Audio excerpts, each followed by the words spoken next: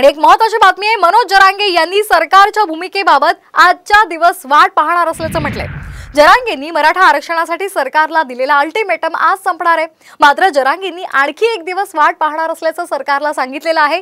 सरकारला मराठ्यांचा रोष पडवणार नाही, हक्काचं आरक्षण द्या, नाहीतर विधानसभा निवडणुकीमध्ये 288 आमदार पाडणार, असा जरांगेंनी सरकारला इशारा दिलाय।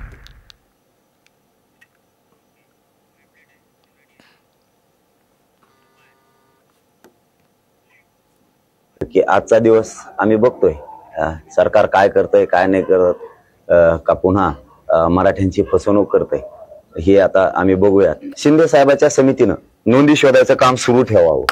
नोंदी शोधायच्या बंद आहेत, प्रमाणपत्र द्यायचे बंद आहेत, व्हॅलिडिटी द्यायचं सुद्धा बंद आहे। आपण सरकारी जनतेकडे सगळे सारखे म्हणून बघणं हे सरकारचं काम नाही का रोष अंगावर घ्यायला लागले नाराजीचा मराठ्यांचा? परवडणार नाहीये सरकारला। मी जाहीर सांगतो, सरकारला मराठ्यांचा रोष परवडणारा नाही। हे सरकारच्या का लक्षात येत नाही? मी आणखीनच सावध करतोय सरकारला, तुमच्या हातातून वेळ गेली नाहीये की आम्हाला त्याच्यात नाही यायचं, आमचं आम्हाला हक्काचं द्या। नाविलाजाने जर ढकललं तर तुमचे असतील स्वप्न, आपण आणून निवडून आपण याला फोडू त्याला फोडू, 100% 288 पाडणार।